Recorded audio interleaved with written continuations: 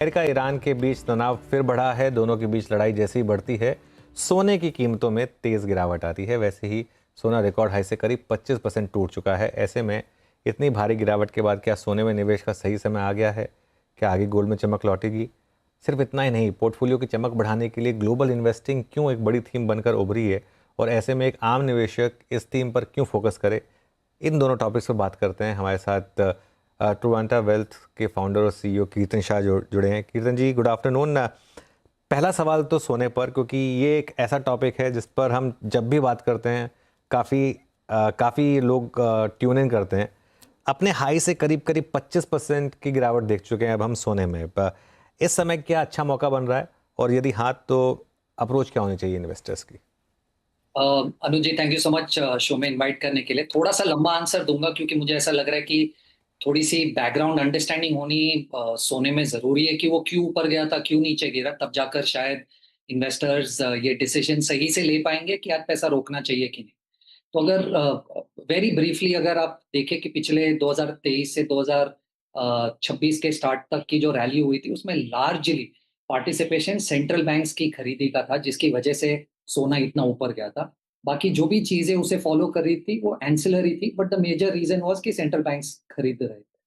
I think अगर आप particularly मार्च वाला महीना देखें 2026 का, पहली बार पिछले 2-3 सालों में आपने इतना बड़ा सेल नंबर देखा था सेंट्रल बैंक से। तो मार्च में तकरीबन $30 बिलियन की सेलिंग हुई थी मार्च 2026 में। प्राइमरीली दो कंट्रीज ने ज्यादा गोल्ड बेचा था।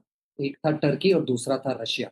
टर्की ने सोना इसलिए बेचा था क्योंकि लीरा जो उनकी करेंसी है गिर रही थी, उनको स्टेबलाइज करना था। और रशिया का जो हमें पता है ऑनगोइंग वॉर चल रहा है, उसे फंड करने के लिए सोना बेचा गया था। ये मेजर ट्रिगर था जिसकी वजह से मार्च से सोना कंटिन्यूअसली गिर रहा है, और आपने जैसे राइटली कहा 25-30% ऑलरेडी नीचे ऑल टाइम हाई। अब इसको कॉम्प्लीमेंट करने के लिए जब ऑयल ऊपर गया था, ऑयल की वजह से ग्लोबल यील्ड्स भी ऊपर चली गई थी।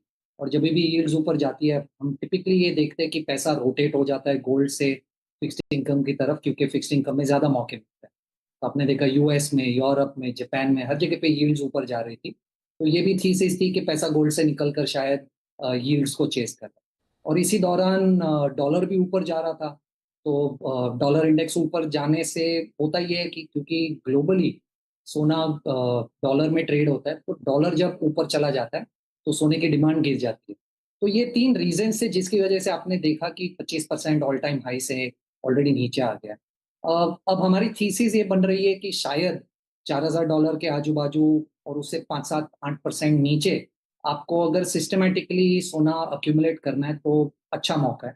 ये 2-3 रीजंस है क्यों कह रहा हूँ। अगर आप सबसे पहली लार्जर थीम देखें, तो लार्जर थीम जो है वो डी डॉलराइजेशन, वो हमें लगता है वो कंटिन्यू करेगी। अगर आप पिछले 2 साल का सेंट्रल बैंक्स का डेटा देखें, तो गोल्ड जो 20% हिस्सा था वो 27% हो गया। और यूएस बॉन्ड्स जो 25% हिस्सा था वो 23% हो गया। Of course argument can be कि थोड़ा सा मार्क टू मार्केट है, बट हमने कंटिन्यूअसली देखा है सेंट्रल बैंक्स को डॉलर डिनोमिनेटेड एसेट्स बेचते हुए और गोल्ड को खरीदते हुए। अगर आप पिछले 19-20 महीनों का डेटा देखें तो Chinese central bank have been a continuous buyers. In fact the last month उन्होंने सबसे ज्यादा खरीदी की पिछले 20 महीने। तो सेंट्रल बैंक्स जो मार्च में बेच कर गए थे वो अप्रैल मई जून तीनों मंथ में सेंट्रल बैंक्स की पॉजिटिव बाइंग। तो central banks is taking care of. अब अगर आप यील्ड्स की बात करें तो हमें ऐसा लग रहा है कि प्रोबेबली जितना नेगेटिव सेंटिमेंट यील्ड्स को लेकर है या रेट इंक्रीज को लेकर है यूएस में, वो शायद प्ले आउट नहीं होगा। ऑफ कोर्स इन्फ्लेशन थोड़ा सा ज्यादा है यूएस में, तो होल्ड करके रखेंगे रेट को, पर रेट शायद मेरे हिसाब से बढ़ाएंगे नहीं। तो वो भी एक दूसरा जो डिफेक्टो नेगेटिव था वो नहीं रहेगा। और थर्ड इम्पॉर्टेंटली ऑयल, जो आपने डिस्कशन में स्टार्ट में ही कहा, और कल ही हमने देखा कैसे यूएस और ईरान का वॉर वापस स्टार्ट हो गया। मुझे ऐसा लग रहा है ये छोटे छोटे इंसिडेंसेस यूएस और ईरान के बीच में होते रहेंगे, पर ऑयल उतना सिग्निफिकेंटली इम्पैक्ट नहीं करेगा। क्योंकि अगर आप देखें कि सीज फायर होने के बहुत पहले ही ऑयल अपने 120-126 डॉलर से घटकर 80-85 हो गया था। और ऑयल की जितनी ग्लोबल रिक्वायरमेंट है तकरीबन 105-106 मिलियन बैरल्स अ डे, उससे ज्यादा सप्लाई है 108 बिलियन बैरल्स अ डे। उसके ऊपर आप देखें यूएई ओपेक से निकल गया है। सऊदी अरेबिया एशिया को ऑयल नीचे सप्लाई करने की कोशिश कर रहा है।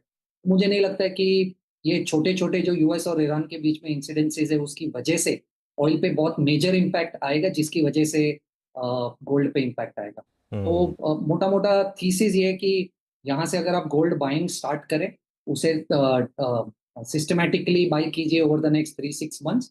हमें ऐसा लग रहा है कि 3600 और $4000 के बीच में अगर आप बाइंग करेंगे तो सोना लेने का अच्छा मौका है लॉन्ग टर्म इन्वेस्टमेंट। ओके, चलिए सोने की बात हो गई। दूसरा टॉपिक जो मैं आपके साथ डिस्कस करना चाह रहा हूँ, इंटरनेशनल इन्वेस्टिंग, क्योंकि ये काफ़ी लोग अभी कह रहे हैं कि कहीं अब हम इसमें लेट तो नहीं हो गए हैं। जिस तरीके से कोरिया की मार्केट या नैस्डैक या ताइवान इतने बड़े रिटर्न्स के बाद अब थोड़ा सा खास तौर से कोरिया में एक बड़ी करेक्शन आ रही है, तो कहीं लेट तो नहीं हो गए ग्लोबल इन्वेस्टिंग के लिए? अभी भी ग्लोबल इन्वेस्टिंग के लिए सही समय है?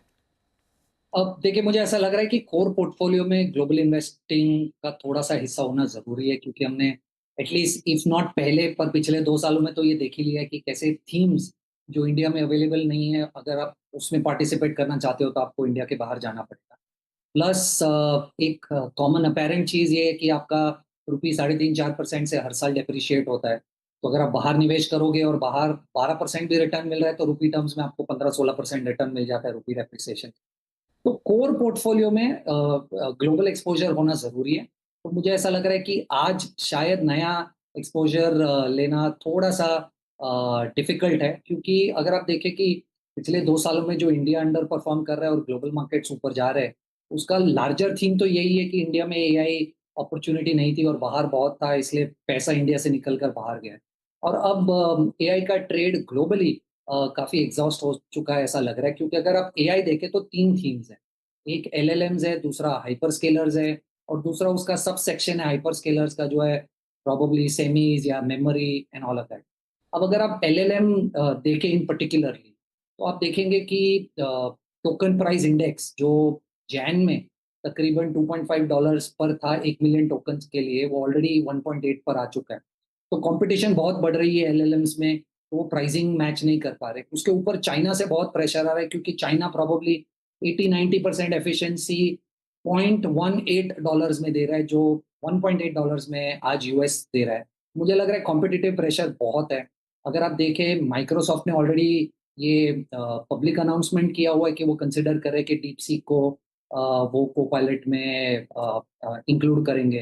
एंथ्रोपिक के सीईओ ने बहुत कमेंट्री ऑलरेडी दे दी है कि hundred of billions of dollars अगर एआई कंपनीज नहीं बनाएंगी तो एक्चुअली एग्जिस्टेंशियल थ्रेट है।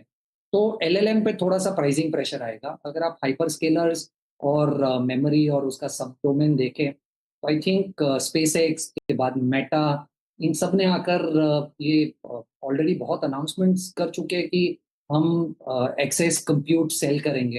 अब अगर एक्सेस कंप्यूट सेल करेंगे तो ये थीसिस जो ओरिजिनली थी कि कंप्यूट कम है, वो पता नहीं कौन से डायरेक्शन में जा रहा है और अगर आप ये सब इंक्लूड कर ले तो मार्केट प्राइसिंग आज स्टॉक्स की ऐसी है कि शायद पिछले 8 क्वार्टर में उन्होंने जिस तरीके का ग्रोथ दिखाया वो 2030 तक कंटिन्यू होगा, वो थोड़ा-सा मुश्किल है। तो आई एम नॉट सेइंग कि AI story is not the future, I am saying AI definitely is the future, पर शायद the pricing of the market is slightly on the higher side. Okay. तो एक बड़ा सवाल ये उठता है कि फिर ये करें कैसे ग्लोबल इन्वेस्टिंग? डायरेक्ट कंट्रीज़ के ब्रोकर्स ढूँढ के उनके थ्रू इन्वेस्टिंग करें, एलआरएस के थ्रू गिफ्ट सिटी में अकाउंट ओपन करके वो जो एलआरएस स्कीम में वहाँ पर कुछ फंड्स अलाउड हैं वो लें। ये इन्वेस्टिंग करें कैसे? सपोज़ मुझे कोरिया की मार्केट में पार्टिसिपेट करना है, मुझे लग रहा है कि ये अभी भी जो सेमीकंडक्टर स्टॉक्स हैं या फिर जो अभी भी इस पूरी की पूरी चिप मार्केट है, ये अभी भी अंडर वैल्यूड है और मुझे यहाँ पे पैसा लगाना, तो कैसे लगाऊं पैसा फिर? आई थिंक 2-3 चीज़ें आप कर सकते हो। सबसे पहले तो आप अगर बहुत सारे ब्रोकर्स हैं, अगर उनके थ्रू अकाउंट ओपन कर दें, तो आपको बहुत सारी कंट्रीज़ का एक्सेस उन ब्रोकर के प्लेटफ़ॉर्म्स पर मिल सकता है। तो जैसे आप आज मान लीजिए कोई इंडियन ब्रोकर का एक अकाउंट ओपन कर रहे हैं और उस इंडियन ब्रोकर के थ्रू आप जैसे इंडिया स्टॉक्स खरीदते हो, वैसे आप बहुत सारे ब्रोकर्स हैं ग्लोबली जिनमें एक आप अकाउंट ओपन कर सकते हैं। इंडिया डोमिनेटेड या इंडिया ओरिजिनेटेड ब्रोकर्स भी बहुत सारे जो आपको ग्लोबल एक्सेस देते हैं। तो अगर आप उन ब्रोकर्स में अकाउंट ओपन करते हो तो आप ग्लोबल स्टॉक्स, ग्लोबल ईटीएफ्स ले सकते हो। तो अगर आपको सेमीकंडक्टर स्टोरी प्ले करनी है तो सेमीकंडक्टर के ईटीएफ्स है। ग्लोबली आपको लेवरेज लेकर लॉन्ग पोजीशंस या शॉर्ट पोजीशंस लेने के लिए भी ईटीएफ है। तो मान लीजिए अगर आपको लेवरेज लेना है, तो आप 2 टाइम 3 टाइम लेवरेज ले सकते हो सेमीकंडक्टर स्टॉक्स पे या इंडेक्स पे, वैसे भी ईटीएफ्स है। तो इन ब्रोकर्स के थ्रू अकाउंट ओपन कीजिए और आप ईटीएफ्स और स्टॉक्स खरीद सकते हैं। ये सबसे बेस्ट तरीका है। आप गिफ्ट सिटी के थ्रू भी जा सकते हैं, पर ऑप्शंस बहुत कम है। 3-4 फंड्स अलाउड है जो शायद आज आज आज आउटबाउंड इन्वेस्टिंग करते हैं। तो गिफ्ट सिटी में आप जिस तरीके की निवेश करना चाहते हो वो शायद आज अवेलेबल नहीं है, क्योंकि चाइना का एक फंड अवेलेबल है, एक ग्लोबल फंड अवेलेबल है और 2 फंड्स जो सिर्फ यूएस मार्केट को ट्रैक कर रहे हैं वो अवेलेबल है। तो शायद गिफ्ट सिटी के थ्रू बहुत ऑप्शंस ना हो आज, पर आपको ग्लोबल ब्रोकर्स के थ्रू ही बेस्ट ऑप्शन है आज अगर एक्सपोजर लेना है। ओके, ब्रोकर के थ्रू ही बेस्ट ऑप्शन रहेगा। कितने जी बहुत बहुत शुक्रिया आज हमारे साथ जुड़ने के लिए।